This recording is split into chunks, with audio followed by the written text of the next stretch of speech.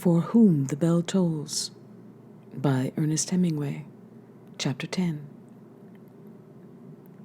Let us rest, Pilar said to Robert Jordan. Sit down here, Maria, and let us rest. We should continue, Robert Jordan said. Rest when we get there. I must see this man. You will see him, the woman told him. There is no hurry. Sit down here, Maria. Come on, Robert Jordan said. Rest at the top. I rest now, the woman said, and sat down by the stream. The girl sat by her in the heather, the sun shining on her hair.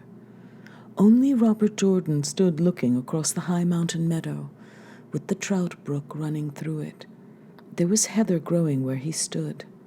There were gray boulders rising from the yellow bracken that replaced the heather in the lower part of the meadow, and below was the dark line of the pines. How far is it to El Sordos? He asked. Not far, the woman said. It is across this open country, down into the next valley, and above the timber at the head of the stream. Sit thee down and forget thy seriousness. I want to see him and get it over with. I want to bathe my feet, the woman said, and taking off her rope-soled shoes and pulling off a heavy wool stocking, she put her right foot into the stream. My God, it's cold. We should have taken the horses, Robert Jordan told her. This is good for me, the woman said. This is what I have been missing. What's the matter with you? Nothing, except that I am in a hurry. Then calm yourself. There is much time. What a day it is, and how I am contented not to be in pine trees. You cannot imagine how one can tire of pine trees. Are you tired of the pines, guapa? I like them, the girl said. What can you like about them? I like the odor and the feel of the needles underfoot. I like the wind in the high trees and the creaking they make against each other. You like anything, Pilar said. You are a gift to any man if you could cook a little better. But the pine tree makes a forest of boredom. Thou hast never known a forest of beech, nor of oak, nor of chestnut. Those are forests. In such forests, each tree differs, and there is character and beauty. A forest of pine trees is boredom. What do you say, Ingles? I like the pines too. Pero venga, Pilar said. Two of you.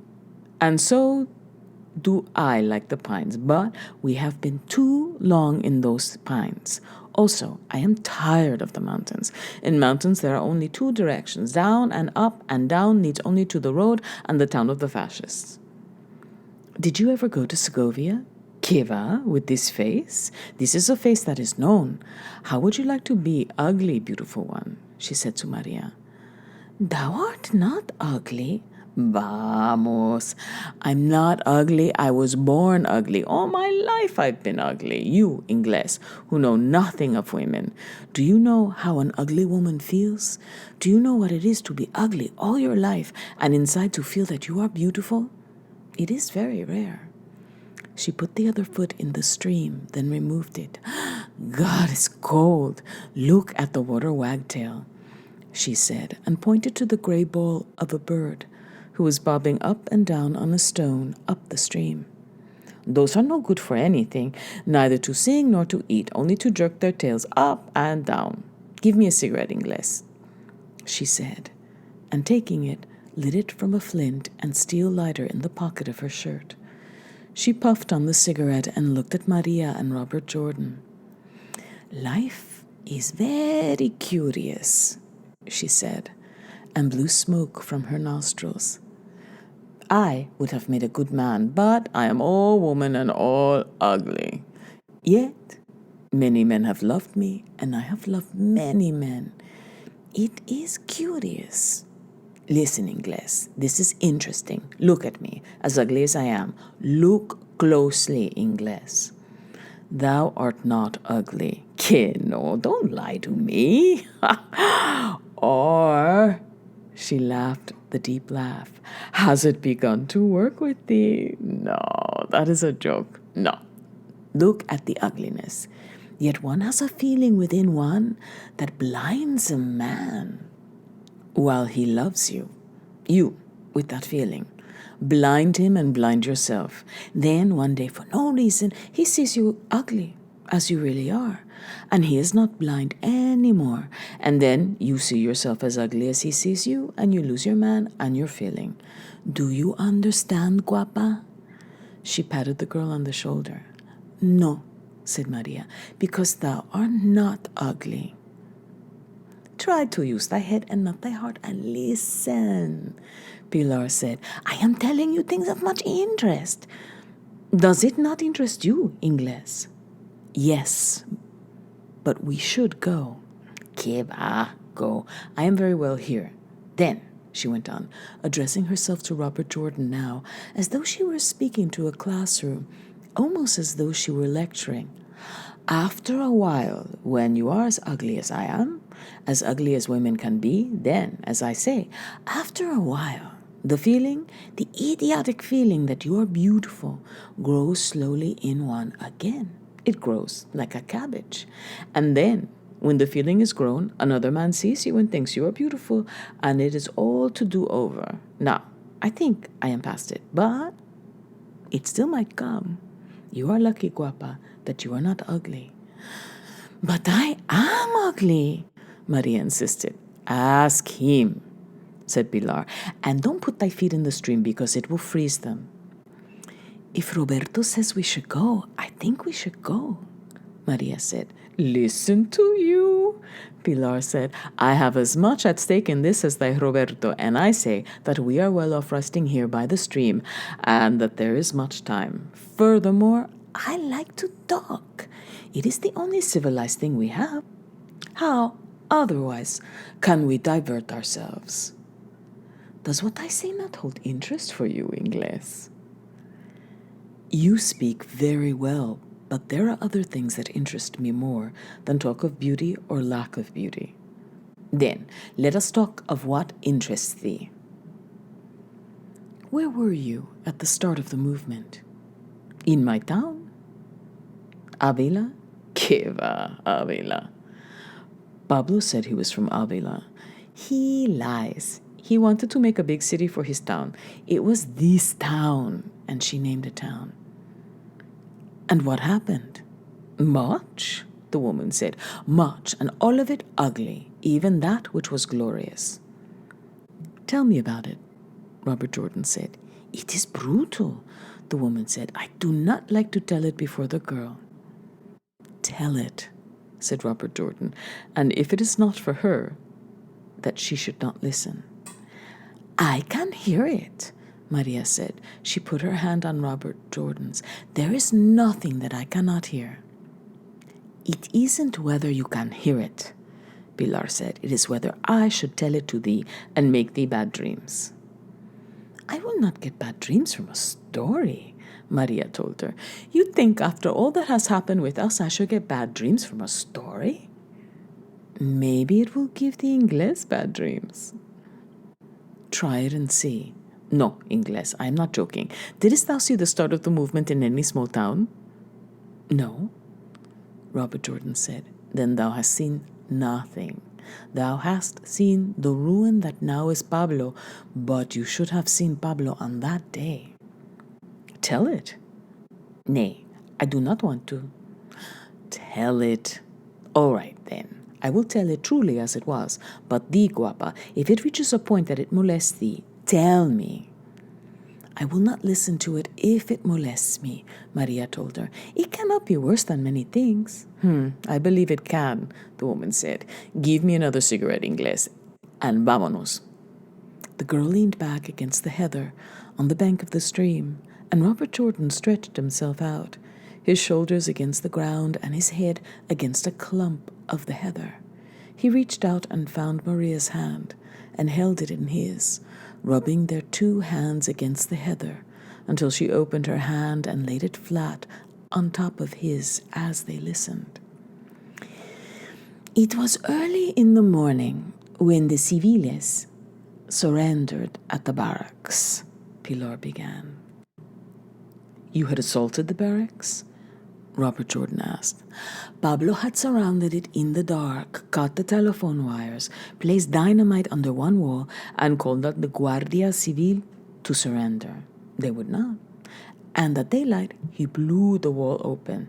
There was fighting. 2 civiles were killed, 4 were wounded, and 4 surrendered.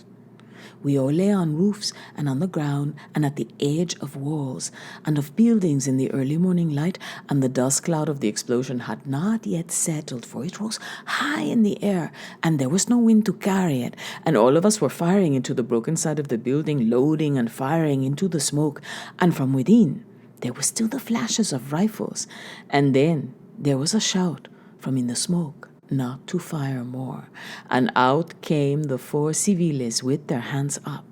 A big part of the roof had fallen in and the wall was gone, and they came out to surrender. Are there more inside? Pablo shouted. There are wounded.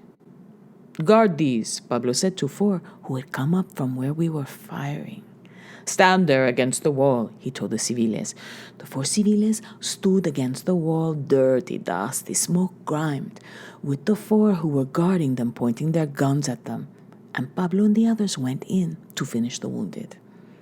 After they had done this, and there was no longer any noise of the wounded, neither groaning nor crying out, nor the noise of shooting in the barracks, Pablo and the others came out, and Pablo had his shotgun slung over his back, and carrying in his hand a Mauser pistol. Look, Pilar, he said, there was in the hand of the officer who killed himself. Never have I fired a pistol. You, he said to one of the guards, show me how it works. No, don't show me. Tell me. The 4 civiles had stood against the wall, sweating and saying nothing while the shooting had gone on inside the barracks. They were all tall men with the faces of Guardia Civiles, which is the same model of face as mine is, except that their faces were covered with the small stubble of these their last morning of not yet being shaved. And they stood there against the wall and said nothing. You, said Pablo to the one who stood nearest him, tell me how it works. Pull the lever down, the man said in a very dry voice. Pull the receiver back and let it snap forward. What is the receiver? Asked Pablo, and he looked at the 4 civiles. What is the receiver? The block on top of the action. Pablo pulled it back, but it stuck. What now? He said. It is jammed. You have lied to me. Pull it farther back and let it snap lightly forward, the civil said, and I have never heard such a tone of voice. It was grayer than a morning without sunrise. Pablo pulled and let go as the man had told them, and the block snapped forward into place, and the pistol was cocked with the hammer back. It is an ugly pistol, small in the round handle, large and flat in the barrel, and unwieldy. All this time the civiles had been watching him, and they had said nothing. What are you going to do with us? One asked him. Shoot thee, Pablo said. When? The man asked in the same grey voice. Now, said Pablo. Where? Asked the man. Here, said Pablo. Here, now, here and now. Have you anything to say? Nada, said the civil. Nothing, but it is an ugly thing. And you are an ugly thing, Pablo said. You murderer of peasants. You who would shoot your own mother. I have never killed anyone, the civil said, and do not speak of my mother. Show us how to die, you who have always done the killing. There is no necessity to insult us, another civil said, and we know how to die. Kneel down against the wall with your heads against the wall, Pablo told them. The civiles looked at one another. Kneel, I say, Pablo said. Get down and kneel. How does it seem to you, Paco? One civil asked to the tallest, who had spoken with Pablo about the pistol. He wore a corporal's stripes on his sleeves and was sweating very much, although the early morning was still cool. It is as well to kneel, he answered. It is of no importance.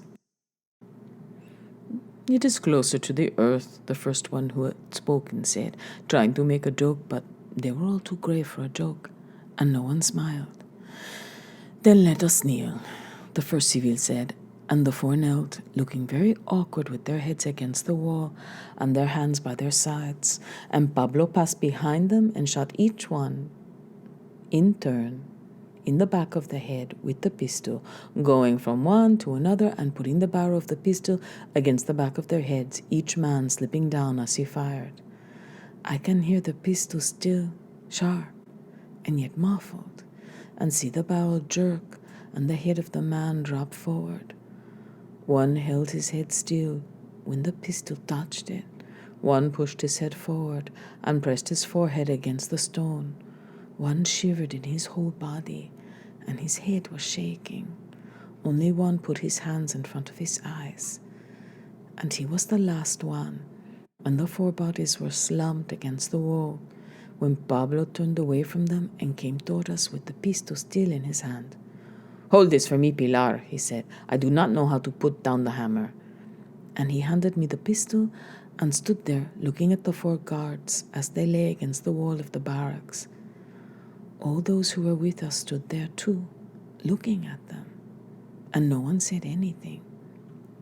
We had won the town, and it was still early in the morning, and no one had eaten, nor had anyone drunk coffee, and we looked at each other, and we were all powdered with dust from the blowing up of the barracks, as powdered as men are at a threshing. And I stood holding the pistol, and it was heavy in my hand, and I felt weak in the stomach when I looked at the guards dead there against the wall. They all as gray and as dusty as we were, but each one was now moistening with his blood the dry dirt by the wall where they lay.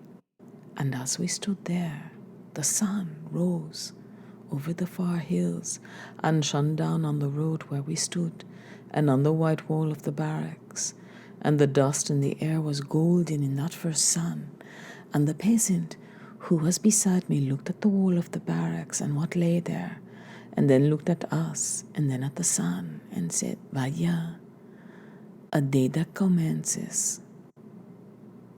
"Now let us go and get coffee," I said. "Good, Pilar, good," he said. And we went up into the town toward the plaza, and those were the last people who were shot in the village. "What happened to the others?" Robert Jordan asked. "Were there no other fascists in the village?" "Kira, were there no other fascists? There were more than 20, but none was shot." "What was done?"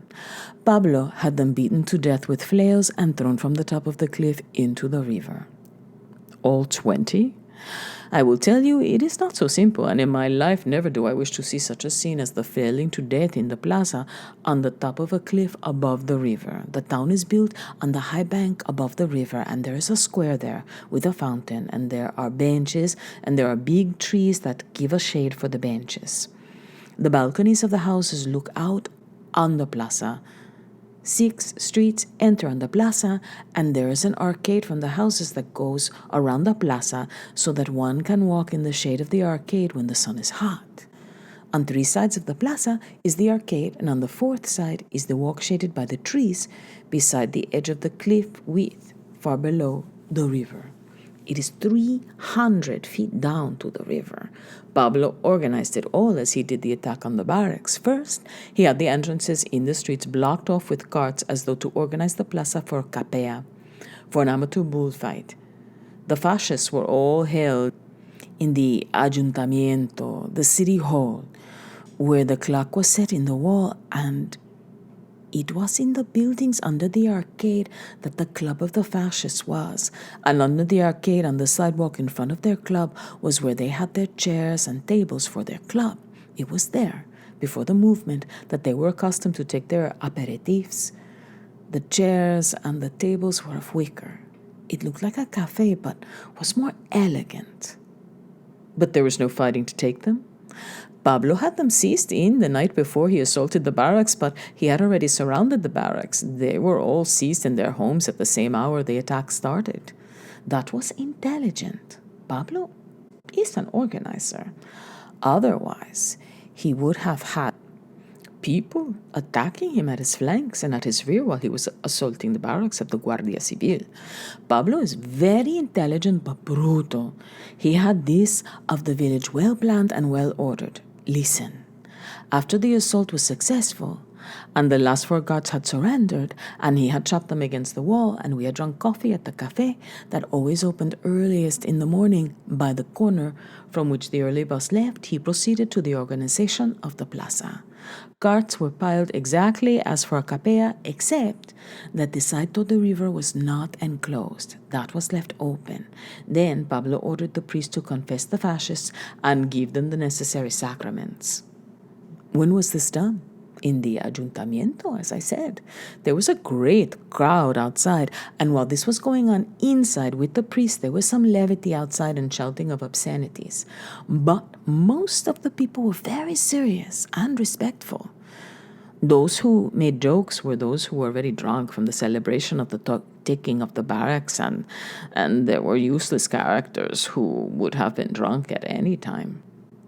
While the priest was engaged in these duties, Pablo organized those in the plaza into 2 lines. He placed them in 2 lines as you would place men for a rope pulling contest, or as they stand in a city to watch the ending of a bicycle road race with just room for the cyclist to pass between, or as men stood to allow the passage of a holy image in a procession.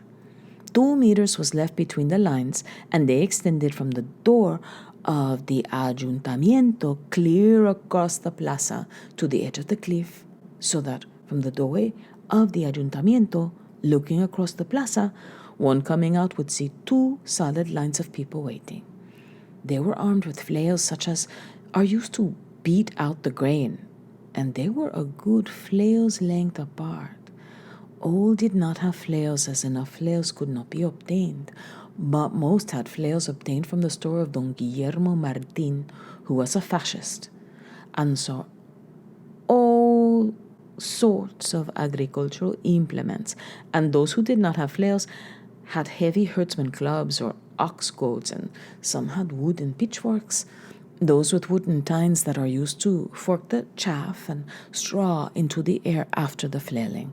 Some had sickles and reaping hooks, but these Pablo placed at the far end where the lines reached the edge of the cliff. These lines were quiet, and it was a clear day, as today is clear, and there were clouds high in the sky as there are now, and the plaza was not yet dusty, for there had been a heavy dew in the night, and the trees cast a shade over the men in the lines, and you could hear the water running from the brass pipe in the mouth of the lion and falling into the bowl of the fountain where the women bring the water jars to fill them. Only near the ayuntamiento, where the priest was complying with his duties and with the fascists, was there any ribaldry. And that came from those worthless ones who, as I said, were already drunk and were crowded around the windows shouting obscenities and jokes in bad taste in through the iron bars of the windows. Most of the men in the lines were waiting quietly, and I heard one say to another, "Would there be women?" And another said, "I hope to Christ, no." Then one said, "Here's the woman of Pablo. Listen, Pilar, would there be women?" I looked at him, and he was a peasant dressed in his Sunday jacket and sweating heavily. And I said, "No, Joaquin, there are no women. We are not killing the women. Why should we kill their women?" And he said, "Thanks be to Christ that there are no women, and when does it start?" And I said, "As soon as the priest finishes." "And the priest?" I don't know," I told him, and I saw his face working and the sweat coming down on his forehead. "I have never killed a man," he said. "Then you will learn," the peasant next to him said. "But I do not think that one blow would kill a man." He held his flail in both hands and looked at it with doubt. "That is the beauty of it," another peasant said. "There must be many blows. They have taken Valladolid. They have Avila. someone said. I heard that before we came into town. They will never take this town. This town is ours. We have struck ahead of them, I said. Pablo is not one to wait for them to strike. Pablo is able, another said, but in this finishing off of the civiles he was egoistic. Don't you think so, Pilar? Yes, I said, but now all are participating in this. Yes, he said, it is well organized, but why do we not hear more news of the movement? Pablo cut the telephone wires before the assault on the barracks. They are not yet prepared. Ah, he said, it is for this we hear nothing. I had my news from the road mender station early this morning. Why is this done thus? Pilar, he said to me. To save bullets, I said, and that each man should have his share in the responsibility. That it should start then, that it should start. And I looked at him and saw that he was crying. Why are you crying, Joaquin? I asked him. This is not to cry about. I cannot help it, Pilar, he said. I have never killed anyone.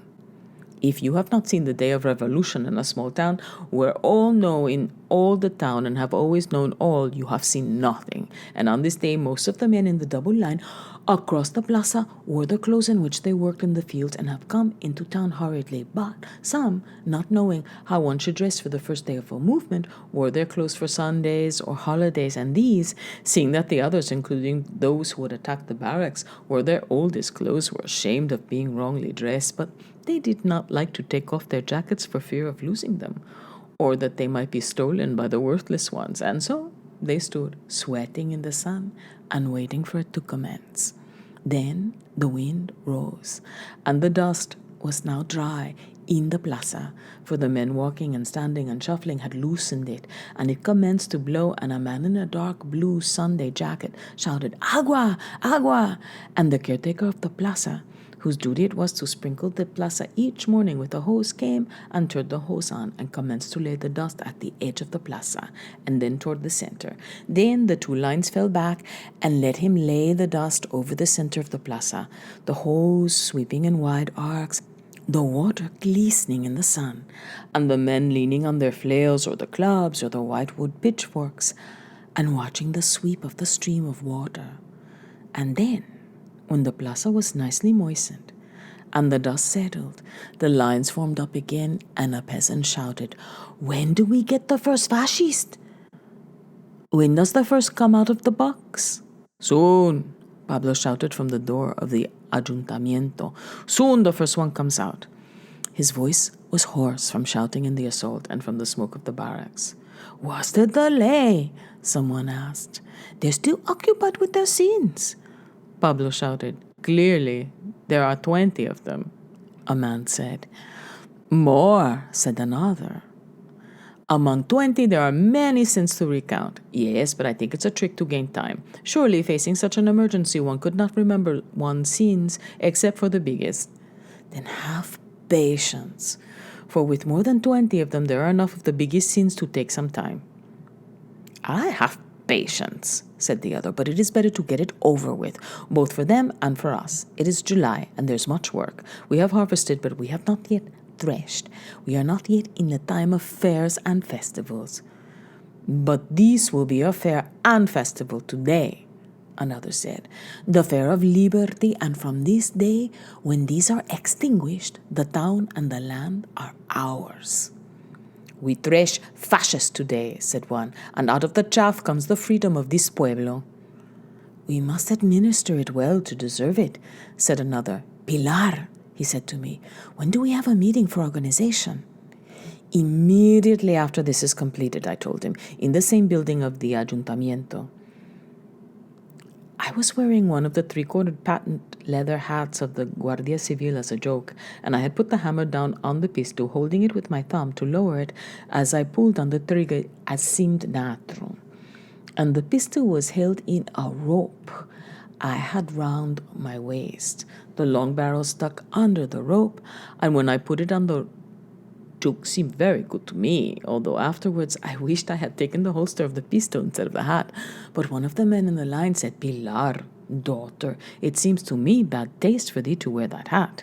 Now we have finished with such things as the Guardia Civil." Then I said I would take it off, and I did. Give it to me, he said. It should be destroyed. And as we were at the far end of the line where the walk runs along the cliff by the river, he took the hat in his hand and sailed it over the cliff with the motion a herdsman makes, throwing a stone underhand at the bulls to herd them.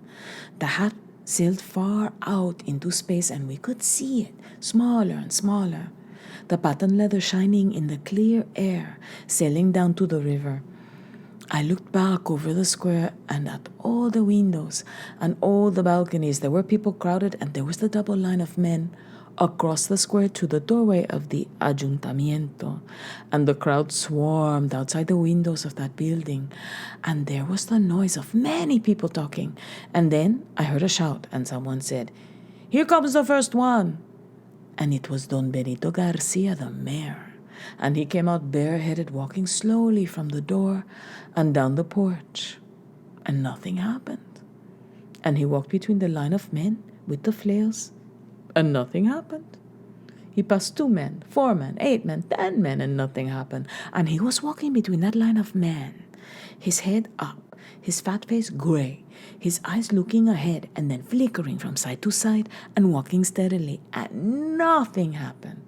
From a balcony, someone cried out, "¿Qué pasa, cobardes? What is the matter, cowards?" And still, Don Benito walked along between the men, and nothing happened. Then I saw a man, 3 men down from where I was standing, and his face was working, and he was biting his lips, and his hands were white on his flail.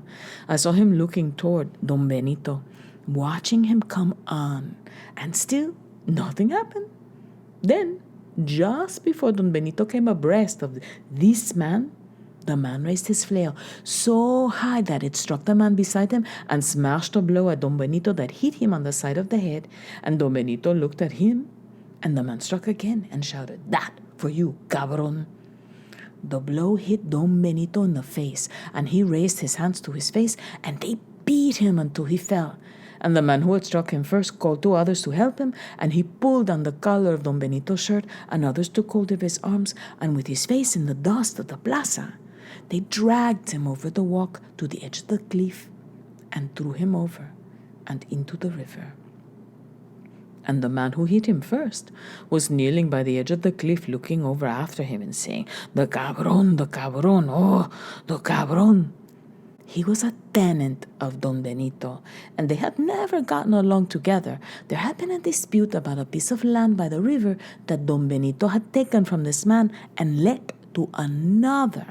And this man had long hated him.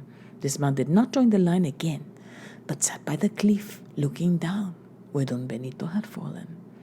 After Don Benito, no one would come out. There was no noise now in the plaza, as all were waiting to see who it was that would come out. Then a drunkard shouted in a great voice, "Que salga el toro! Let the bull out!" Then someone from the windows of the ayuntamiento yelled, "They won't move, they're all praying." Another drunkard shouted, "Pull them out, come on, pull them out, the time for praying is finished." But none came out, and then I saw a man coming out of the door. It was Don Federico Gonzalez, who owned the mill and feed store and was a fascist of the first order. He was tall and thin, and his hair was brushed over the top of his head from one side to the other to cover a baldness, and he wore a nightshirt that was tucked into his trousers. He was barefooted as when he had been taken from his home, and he walked ahead of Pablo, holding his hands above his head. And Pablo walked behind him with the barrels of his shotgun pressing against the back of Don Federico Gonzalez until Don Federico entered the double line. But when Pablo left him and returned to the door of the ayuntamiento, Don Federico could not walk forward and stood there, his eyes turned up to heaven and his hands reaching up as though they would grasp the sky. "He has no legs to walk," someone said. "What's the matter, Don Federico? Can't you walk?" someone shouted to him, but Don Federico stood there with his hands up, and only his lips were moving. ¿Qué tal? Pablo shouted to him from the steps. Walk! Don Federico stood there and could not move. One of the drunkards poked him in the backside with a flail handle, and Don Federico gave a quick jump, as a bulky horse might, but still stood in the same place, his hands up and his eyes toward the sky. Then the peasant who stood beside me said, "This is shameful. I have nothing against him, but such a spectacle must terminate." So he walked down the line and pushed through to where Don Federico was standing and said, "With your permission," and hit him a great blow alongside of the head with a club. Then Don Federico dropped his hands and put them over the top of his head where the bald place was, and with his head bent and covered by his hands, the thin long hairs that covered the bald place escaping through his fingers, he ran fast through the double line with flails falling on his back and shoulders until he fell, and those at the end of the line picked him up and swung him over the cliff. Never did he open his mouth from the moment he came out, pushed by the shotgun of Pablo. His only difficulty was to move forward. It was as though he had no command of his legs.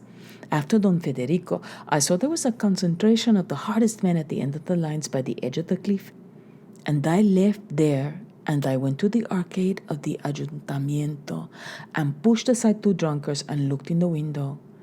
In the big room of the Ayuntamiento, they were all kneeling in a half circle, praying, and the priest was kneeling and praying with them. Pablo and one named Cuatro Dedos, 4 fingers, a cobbler who was much with Pablo then, and 2 others were standing with shotguns, and Pablo said to the priest, "Who goes now?" And the priest went on praying and did not answer him. "Listen, you," Pablo said to the priest in his hoarse voice. "Who goes now? Who is ready now?" The priest would not speak to Pablo and acted as though he were not there, and I could see Pablo was becoming very angry. "Let us all go together," Don Ricardo Montalvo, who was a landowner, said to Pablo, raising his hand and stopping praying to speak. "Que va?" said Pablo, "one at a time as you are ready." "Then I go now," Don Ricardo said. "I'll never be any more ready." And the priest blessed him as he spoke and blessed him again as he stood up without interrupting his praying, and held up a crucifix for Don Ricardo to kiss. And Don Ricardo kissed it and then turned and said to Pablo, "Nor ever again as ready, you cabron of the bad milk. Let us go." Don Ricardo was a short man with gray hair and a thick neck, and he had a shirt on with no collar. He was bow-legged from much horseback riding. "Goodbye," he said to all those who were kneeling. "Don't be sad. To die is nothing. The only bad thing is to die at the hands of this canalla. Don't touch me," he said to Pablo. "Don't touch me with your shotgun." He walked out of the front of the Ayuntamiento with his gray hair and his small gray eyes and his thick neck looking very short and angry. He looked at the double line of peasants and he spat on the ground. He could spit actual saliva, which, in such a circumstance, as you know, Ingles is very rare. And he said, "Arriba España, down with the miscalled Republic, and obscenity in the milk of your fathers." So they clubbed him to death very quickly because of the insult, beating him as soon as he reached the first of the men, beating him as he tried to walk with his head up, beating him until he fell, and chopping at him with reaping hooks and the sickles, and many men bore him to the edge of the cliff to throw him over, and there was blood now on their hands and on their clothing. And now began to be the feeling that these who came out were truly enemies and should be killed. Until Don Ricardo came out with that fierceness and calling those insults, many in the line would have given much, I am sure, never to have been in the line. And if anyone had shouted from the line, "Come on, let's pardon the rest of them, now that they have had their lesson," I am sure most would have agreed. But Don Ricardo, with all his bravery, did a great disservice to the others. For he aroused the men in the line, and where before they were performing a duty with no great taste for it, now they were angry and the difference was apparent. "Let the priest out and the thing will go faster," someone shouted. "Let out the priest." "We've had 3 thieves. Let us have the priest." "2 thieves," a short peasant said to the man who had shouted. "It was 2 thieves with our Lord." "Whose Lord?" The man said, his face angry and red. "In the manner of speaking, it is said, our Lord. He isn't my Lord, not in joke," said the other. "And thee hadst best watch thy mouth if thou dost not want to walk between the lines. I am as good a libertarian Republican as thou." The short peasant said, "I struck Don Ricardo across the mouth. I struck Don Federico across the back. I missed Don Benito, but I say our Lord is the formal way of speaking of the man in question, and that it was 2 thieves." "I obscenity in the milk of thy republicanism. You speak of Don this and Don that. Here are they so called? Not by me, the cabrones, and thy Lord. Hi! Here comes a new one." It was then that we saw a disgraceful sight, for the man who walked out of the doorway of the Ayuntamiento was Don Faustino Rivero, the oldest son of his father, Don Celestino Rivero, a landowner. He was tall, and his hair was yellow, and it was freshly combed back from his forehead, for he always carried a comb in his pocket, and he combed his hair now before coming out. He was a great annoyer of girls, and he was a coward, and he always wished to be an amateur bullfighter.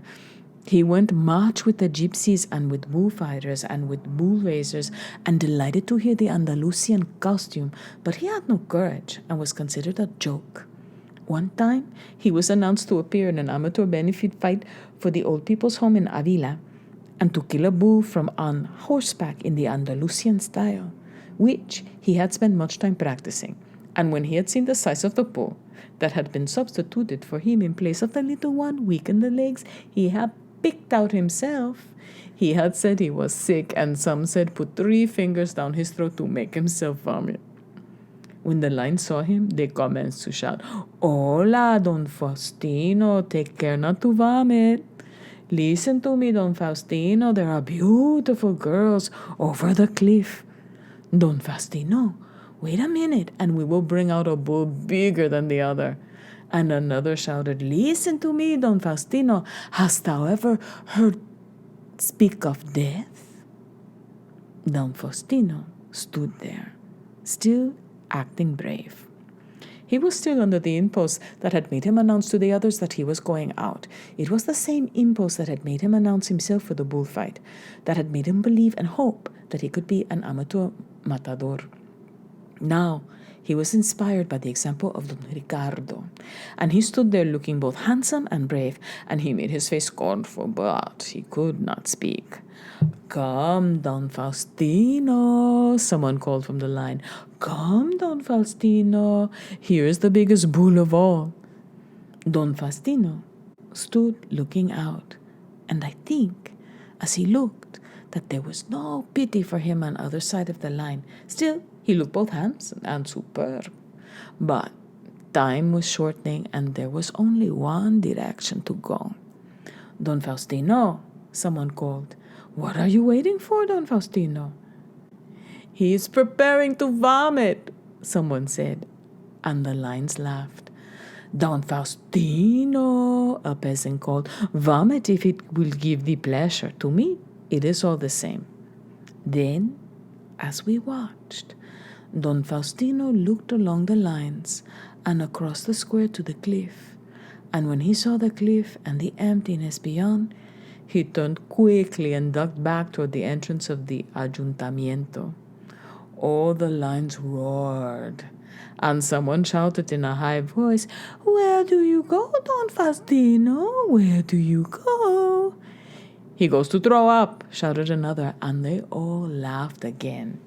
Then we saw Don Faustino coming out again with Pablo behind him with the shotgun.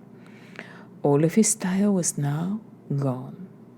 The sight of the lines had taken away his type and his style, and he came out now with Pablo behind him as though Pablo were cleaning a street, and Don Faustino was what he was pushing ahead of him. Don Faustino came out now, and he was crossing himself and praying. And then he put his hands in front of his eyes and walked down the steps toward the lines. "Leave him alone," someone shouted. "Don't touch him." The lines understood, and no one made a move to touch Don Faustino. And with his hand shaking and held in front of his eyes, and with his mouth moving, he walked along between the lines. No one said anything, and no one touched him. And when he was halfway through the lines, he could go no farther and fell to his knees. No one struck him. I was walking along parallel to the line to see what happened to him. And the peasant leaned down and lifted him to his feet and said, "Get up, Don Faustino, and keep walking. The bull has not yet come out." Don Faustino could not walk alone, and the peasant in a black smock helped him on one side, and another peasant in a black smock and a herdsman's boots helped him on the other, supporting him by his arms. And Don Faustino, walking along between the lines with his hands over his eyes, his lips never quiet, and his yellow hair slicked on his head, shining in the sun. As he passed, the peasants would say, "Don Faustino, buen provecho, Don Faustino, that you should have a good appetite." And others said, "Don Faustino, a sus órdenes, Don Faustino, at your orders." And one, who had failed at bullfighting himself, said, "Don Faustino, matador, a sus órdenes." And another said, "Don Faustino, there are beautiful girls in heaven. Don Faustino." And they walked Don Faustino through the lines, holding him close on either side, holding him up as he walked, with him with his eyes over his eyes. But he must have looked through his fingers, because when they came to the edge of the cliff with him, he knelt again, throwing himself down and clutching the ground and holding to the grass, saying, "No, no, no, please, no, please, please, no, no." Then the peasants who were with him and the others, the hard ones at the end of the line, squatted quickly behind him as he knelt and gave him a rushing push. And he was over the edge without ever having been beaten, and you heard him crying loud and high as he fell. It was then that I knew the lines had become cruel, and it was first the insult of Don Ricardo, and second the cowardice of Don Faustino that made them so. "Let us have another," a peasant called out, and another peasant slapped him on the back and said, "Don Faustino, what a thing, Don Faustino. He's seen the big bull now," another said. "Throwing up will never help him now." "In my life," another peasant said, "in my life I have never seen a thing like Don Faustino." "There are others," another peasant said. "Have patience. Who knows what we may yet see?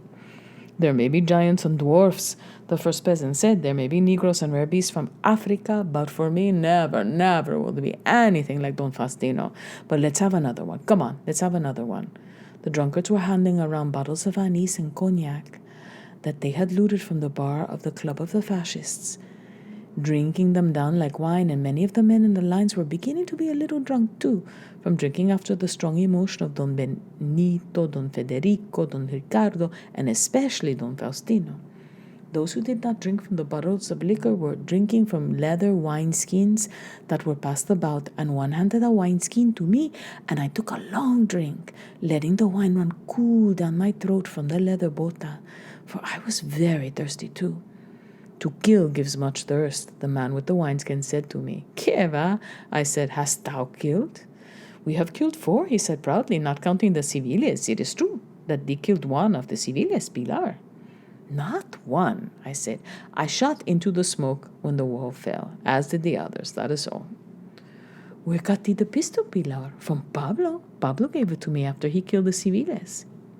"Killed he them with this pistol?" "With no other," I said, and then he armed me with it. "Can I see it, Pilar? Can I hold it?" "Why not, man?" I said, and I took it out from under the rope and handed it to him. But I was wondering why no one else had come out. And just then, who should come out but Don Guillermo Martin, from whose stores the flails, the herdsmen's clubs, and the wooden pitchforks had been taken. Don Guillermo was a fascist, but otherwise there was nothing against him. It is true, he paid little to those who made flails, but he charged little for them too. And if one did not wish to buy flails from Don Guillermo, it was possible to make them for nothing more than the cost of the wood and the leather. He had a rude way of speaking, and he was undoubtedly a fascist, and a member of their club, and he sat at noon and at evening in the cane chairs of their club to read El Debate, to have his shoes shined, and to drink vermouth and seltzer and eat roasted almonds, dried shrimps, and anchovies. But one does not kill for that, and I am sure if it had not been for the insults of Don Ricardo Montalvo and the lamentable spectacle of Don Faustino and the drinking consequent on the emotion of them and the others, someone would have shouted that Don Guillermo should go in peace. We have his flails, let him go. But because the people of this town are as kind as they can be cruel, and they have a natural sense of justice and the desire to do what is right, but cruelty had entered into the lines, and also drunkenness, or the beginning of drunkenness, and the lines were not as they were when Don Benito had come out. I do not know how it is in other countries, and no one cares more for the pleasure of drinking than I do, but in Spain, drunkenness, when produced by other elements than wine, is a thing of great ugliness, and the people do things that they would not have done. It is not so in your country, Inglés. It is so, Robert Jordan said. When I was 7 years old and going with my mother to attend a wedding in the state of Ohio, at which I was to be the pair of a boy and a girl who carried flowers. Did you do that? Asked Maria. How nice. In this town, a Negro was hanged to a lamppost and later burned. It was an arc light, a light which lowered from the post to the pavement, and he was hoisted first by the mechanism which was used to hoist the arc light. But this broke. A negro, Maria said. How barbarous. Were the people drunk? Asked Pilar. Were they drunk thus to burn a negro? I do not know, Robert Jordan said, because I only saw it, looking out from under the blinds of a window in the house which stood on the corner where the arc light was. The street was full of people, and when they lifted the Negro up for the second time, if you had only 7 years and were in a house, you could not tell if they were drunk or not, Pilar said. As I said, when they lifted the Negro up for the second time, my mother pulled me away from the window, so I saw no more, Robert Jordan said. But since I have had experiences which demonstrate that drunkenness is the same in my country, it is ugly and brutal. You were too young at 7, Maria said. You were too young for such things. I have never seen a negro except in a circus, unless the Moors are negros. Some are negros and some are not, Pilar said. I can talk to you of the Moors. Not as I can, Maria said. Nay, not as I can. Don't speak of such things, Pilar said. It is unhealthy. Where were we? Speaking of the drunkenness of the lines, Robert Jordan said. Go on. It is not fair to say drunkenness, Pilar said. For yet they were a long way from drunkenness, but already there was a change in them. And when Don Guillermo came out standing straight, near-sighted, gray-headed, of medium height, with a shirt with a collar button but no collar, standing there and crossing himself once and looking ahead, but seeing little without his glasses, but walking forward well and calmly, he was an appearance to excite pity. But someone shouted from the line, Here, Don Guillermo, up here, Don Guillermo, in this direction. Here we have all your products. They had such success joking at Don Faustino that they could not see now that Don Guillermo was a different thing. And if Don Guillermo was to be killed, he should be killed quickly and with dignity. Don Guillermo, another shouted, should we send to the house for thy spectacles? Don Guillermo's house was no house, since he had not much money, and was only a fascist to be a snob and to console himself that he must work for little, running a wooden implement shop. He was a fascist too from the religiousness of his wife, which he accepted. as his own due to his love for her. He lived in an apartment in the building 3 houses down the square, and when Don Guillermo stood there looking nearsightedly at the lines, the double lines he knew he must enter, a woman started to scream from the balcony of the apartment where he lived. She could see him from the balcony, and she was his wife. "Guillermo," she cried. "Guillermo, wait, I will be with thee." Don Guillermo turned his head toward where the shouting came from. He could not see her. He tried to say something, but he could not. Then he waved his hand in the direction the woman had called from and started to walk between the lines. "Guillermo," she cried. "Guillermo, oh, Guillermo." She was holding her hands on the rail of the balcony and shaking back and forth. "Guillermo." Don Guillermo waved his hands again toward the noise and walked into the lines with his head up.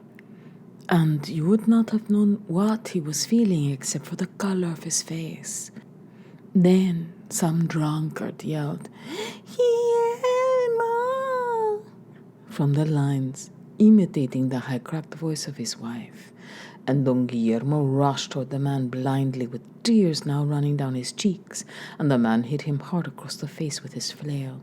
And Don Guillermo sat down from the force of the blow, and sat there crying, but not from fear, while the drunkards beat him, and one drunkard jumped on top of him astride his shoulders and beat him with a bottle. After this, many of the men left the lines, and their places were taken by the drunkards who had been jeering and saying things in bad taste to the windows of the Ayuntamiento. I myself had felt much emotion at the shooting of the Guardia Civil by Pablo, Pilar said. It was a thing of great ugliness, but I had thought of this is how it must be, and at least there was no cruelty, only the depriving of life, which, as we all have learned in these years, is a thing of ugliness, but also a necessity to do if we are to win and to preserve the Republic. When the square had been closed off and the lines formed, I had admired and understood it as a conception of Pablo, although it seemed to me to be somewhat fantastic, and that it would be necessary for all that was to be done in good taste, if it were not to be repugnant. Certainly, if the fascists were to be executed by the people, it was better for all the people to have a part in it, and I wished to share the guilt as much as any, just as I hoped to share in the benefits when the town would be ours. But after Don Guillermo, I felt a feeling of shame and distaste. And with the coming of the drunkards and the worthless ones into the lines, and the abstention of those who left the lines as a protest after Don Guillermo, I wished that I might disassociate myself altogether from the lines, and I walked away across the square and sat down on a bench under one of the 2 big trees that gave shade there. 2 peasants from the lines walked over, talking together, and one of them called to me, "What passes with thee, Pilar?" "Nothing, man," I told him. "Yes," he said, "speak. What passes?" "I think that I have had a bellyful," I told him. "Us too," he said. And they sat down, both of them, on the bench. One of them had a leather wineskin, and he handed it to me. "Rinse out thy mouth," he said, and the other said, going on with the talking they had been engaged in, "The worst is that it will bring bad luck. Nobody can tell me that such things as the killing of Don Guillermo in that fashion will not bring bad luck." Then the other said, "If it is necessary to kill them all, and I am not convinced of that necessity, let them be killed decently and without mockery."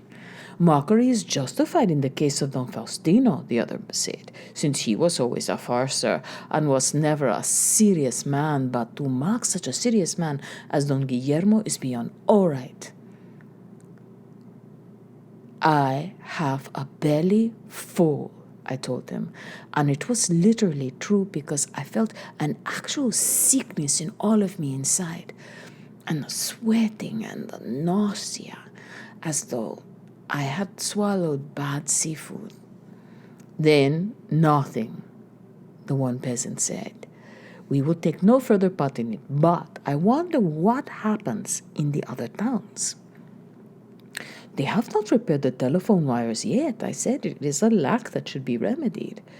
Clearly, he said, but who knows what might be better employed putting the town into a state of defense than massacring people with this slowness and brutality. I will go speak to Pablo, I told them, and I stood up from the bench and started toward the arcade that led to the door of the Ayuntamiento, from where the lines spread across the square. The lines were now neither straight nor orderly, and there was much and very grave drunkenness. 2 men had fallen down and lay on their backs in the middle of the square, and were passing a bottle back and forth between them. One would take a drink and then shout, "Viva la anarquía!" Lying on his back and shouting as though he were a madman. He had a red and black handkerchief around his neck. The other shouted, "Viva la libertad!" and kicked his feet in the air and then bellowed, "Viva la libertad!" again. He had a red and black handkerchief too, and he waved it in one hand and waved the bottle with the other. A peasant who had left the lines and now stood in the shade of the arcade looked at them in disgust and said, "They should shout, 'Long live drunkenness.' That's all they believe in." "They don't even believe in that," another peasant said. "Those neither understand nor believe in anything." Just then, one of the drunkards got to his feet and raised both arms with his fists clenched over his head and shouted, "Long live anarchy and liberty and obscenity in the milk of the Republic." The other drunkard, who was still lying on his back, took hold of the ankle of the drunkard who was shouting and rolled over so that the shouting drunkard fell with him, and they rolled over together and then sat up, and the one who had pulled the other down put his arm around the shouter's neck and then handed the shouter a bottle and kissed the red and black handkerchief he wore, and they both drank together. Just then, a yelling went up from the lines, and looking up the arcade, I could not see who it was that was coming out because the man's head did not show above the heads of those crowded about the door of the Ayuntamiento. All I could see was that someone was being pushed out by Pablo and Cuatro Dedos with their shotguns, but I could not see who it was, and I moved on close toward the line where they were packed much against the door to see. There was much pushing now, and the chairs and the tables of the fascist cafe had been overturned, except for one table on which a drunkard was lying with his head hanging down and his mouth open, and I picked up the chair and set it against one of the pillars and mounted on it so that I could see over the heads of the crowd.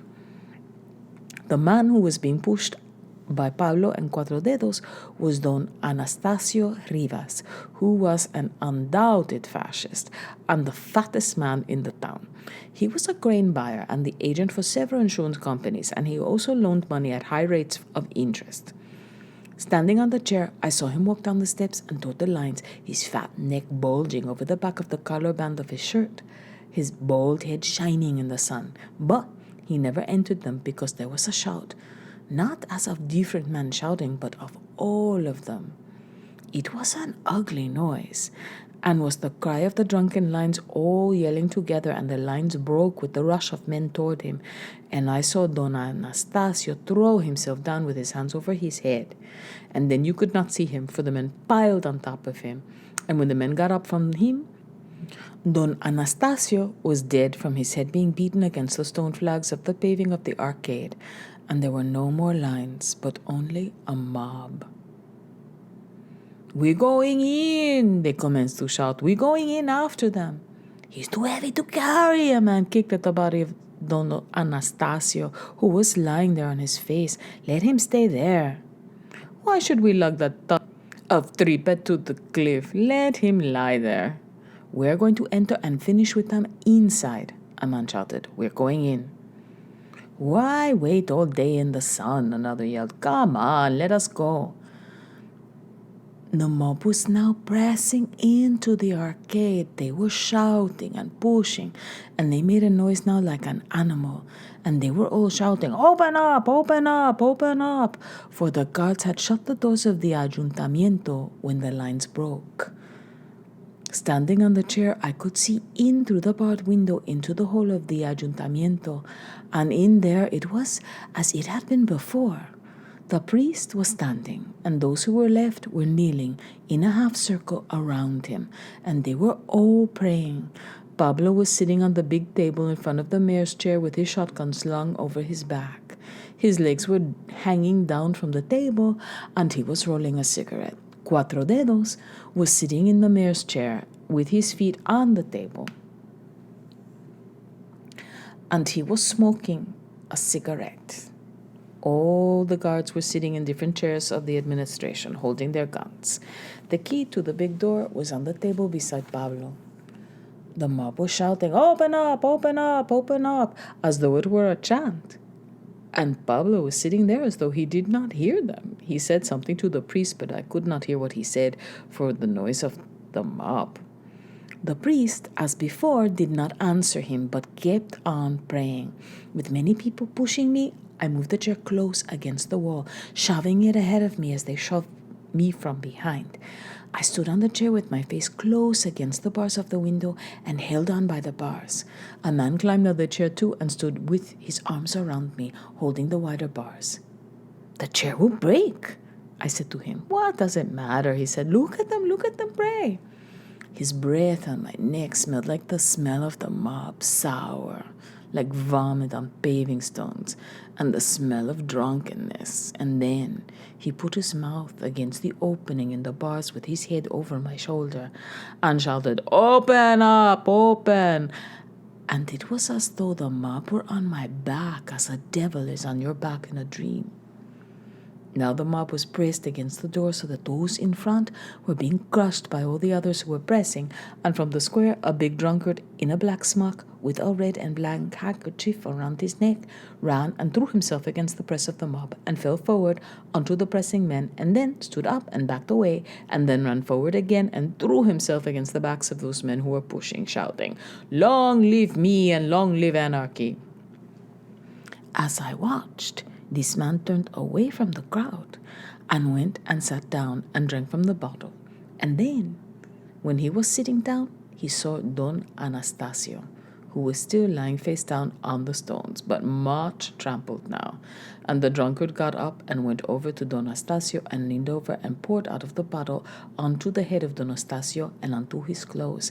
And then he took a matchbox out of his pocket and lit several matches, trying to make a fire with Don Anastasio.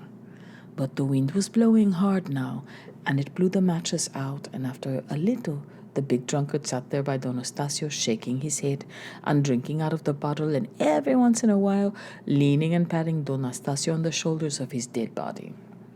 All this time, the mob was shouting to open up, and the man on the chair with me was holding tight to the bars of the window and shouting to open up until it deafened me, with his voice roaring past my ear and his breath foul on me. And I looked away from watching the drunkard who had been trying to set fire to Don Anastasio and into the hall of the Ayuntamiento again.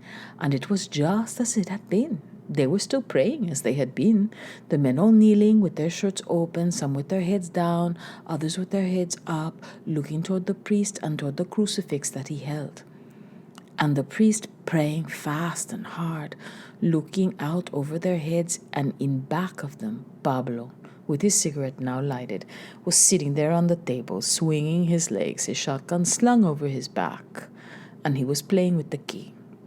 I saw Pablo speak to the priest again, leaning forward from the table, and I could not hear what he was saying for the shouting, but the priest did not answer him, but went on praying. Then a man stood up from among the half circle of those who were praying, and I saw he wanted to go out. It was Don Jose Castro, whom everyone called Don Pepe, a confirmed fascist and a dealer in horses.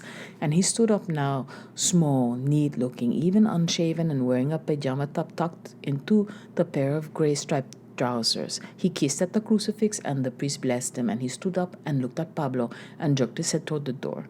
Pablo shook his head and went on smoking. I could see Don Pepe said something to Pablo but could not hear it. Pablo did not answer. He simply shook his head again and nodded toward the door. Then I saw Don Pepe look full at the door and realized he had not known it was locked. Pablo showed him the key, and he stood looking at it an instant, and then he turned and went and knelt down again. I saw the priest look around at Pablo, and Pablo grinned at him and showed him the key, and the priest seemed to realize for the first time that the door was locked, and he seemed as though he started to shake his head, but he only inclined it and went back to praying. I do not know how they could not have understood the door was locked unless it was that they were so concentrated on their praying and their own thoughts. But now they certainly understood, and they understood the shouting, and they must have known now that all was changed. But they remained the same as before. By now, the shouting was so that you could hear nothing, and the drunkard who stood on the chair with me shook with his hands at the bars, yelled, open up, until he was hoarse. I watched Pablo speak to the priest again, and the priest did not answer. Then I saw Pablo unsling his shotgun, and he reached over and tapped the priest on the shoulder with it.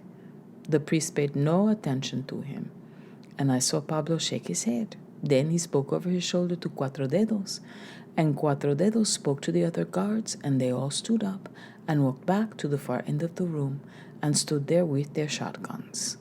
I saw Pablo say something to Cuatro Dedos, and he moved over 2 tables and some benches, and the guards stood behind them with their shotguns. It made a barricade in that corner of the room.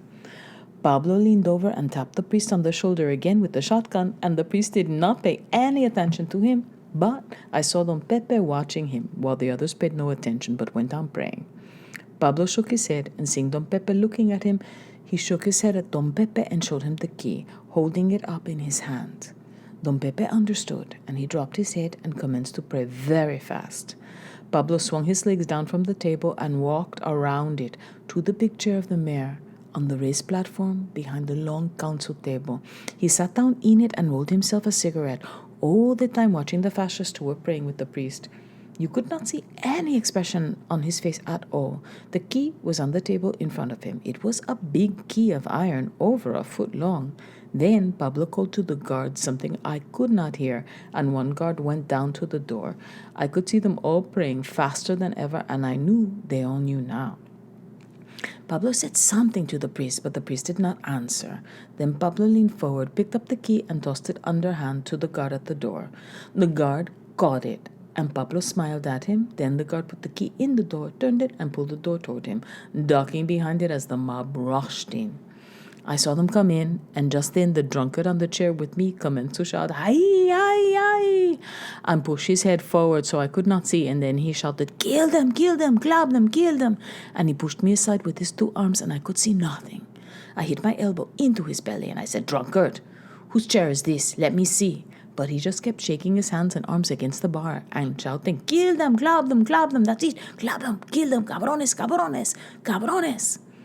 I hit him hard with my elbow and said, "Cabron, drunkard, let me see." Then he put both his hands on my head to push me down so that he might see better, and leaned all his weight on my head and went on shouting, "Club them, that's it, club them." "Club yourself," I said, and I hit him hard where it would hurt him, and it hurt him. And he dropped his hands from my head and grabbed himself and said, "No hay derecho, mujer. This woman you have no right to do." And in that moment, looking through the bars, I saw the hall full of men, flailing away with clubs and striking with flails and poking and striking and pushing and heaving against people with the white wooden pitchforks that were now red and with their tines broken. And this was going on all over the room, while Pablo sat in the big chair with his shotgun on his knees, watching.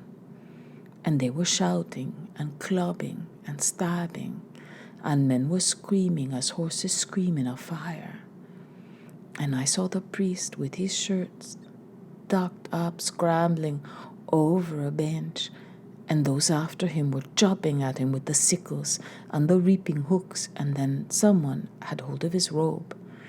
And there was another scream, and another scream, and I saw 2 men chopping into his back with sickles, while a 3rd man held the skirt of his robe, and the priest's arms were up, and he was clinging to the back of a chair.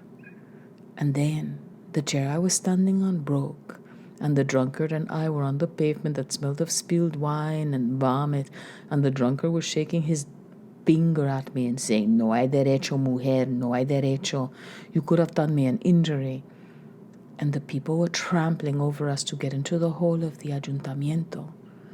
And all I could see was legs of people going in the hall, and the drunkard sitting there facing me and holding himself where I had hit him.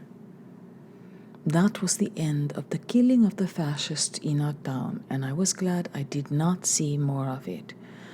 And but for that drunkard, I would have seen it all. So he served some good, because in the ayuntamiento, it was a thing one is sorry to have seen. But the other drunkard was something rarer still.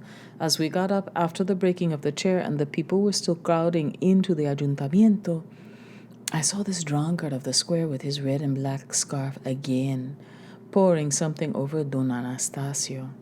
He was shaking his head from side to side, and it was very hard for him to sit up. But he was pouring and lighting matches and then pouring and lighting matches, and I walked over to him and I said, "What are you doing, shameless?" "Nada, mujer, nada," he said. "Let me alone."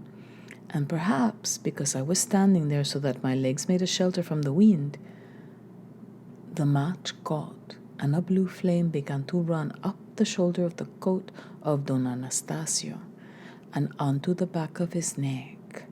And the drunkard put his head up and shouted in a huge voice, "They are burning the dead! They are burning the dead!" "Who?" somebody said. "Where?" shouted another. "Here!" bellowed the drunkard. "Exactly here."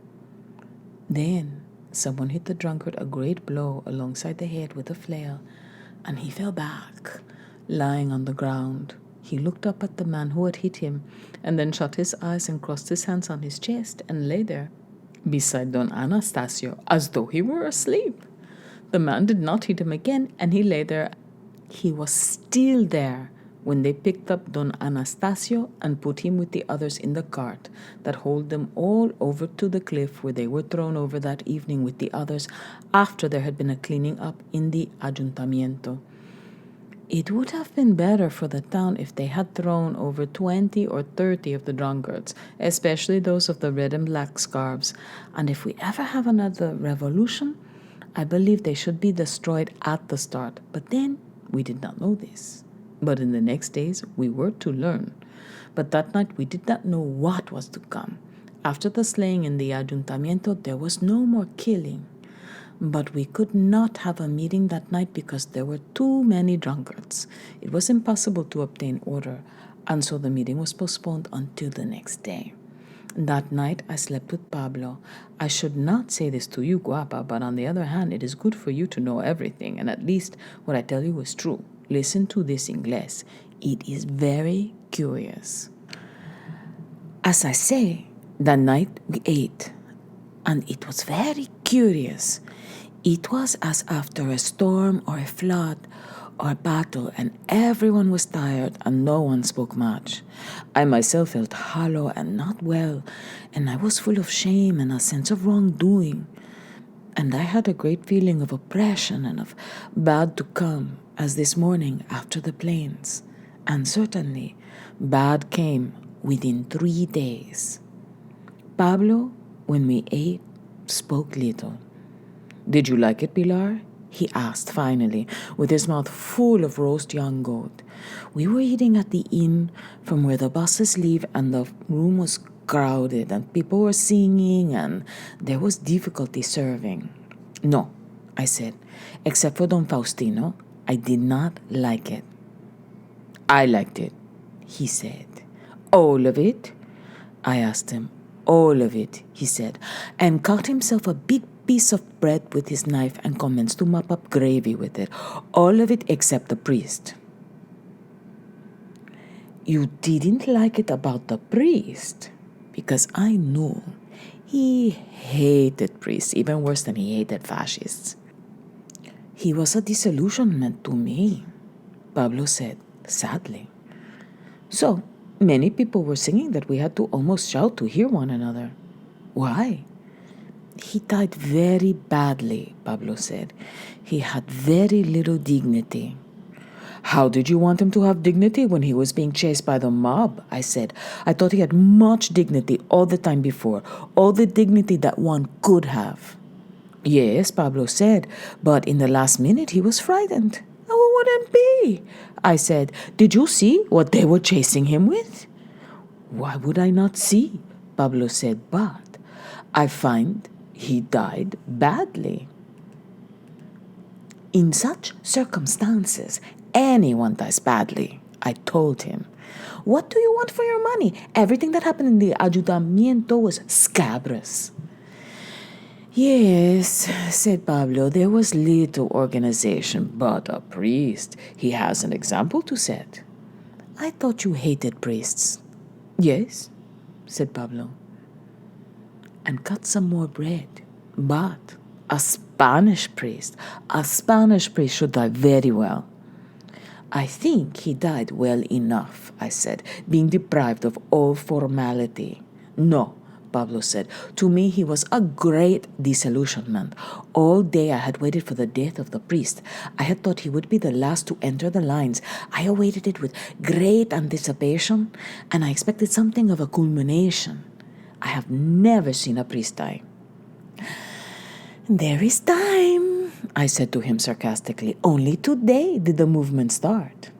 No, he said, I am disillusioned. Now, I said, I suppose you will lose your faith. You do not understand, Pilar, he said. He was a Spanish priest. What people the Spaniards are, I said to him. And what a people they are for pride, eh? Inglés, what a people.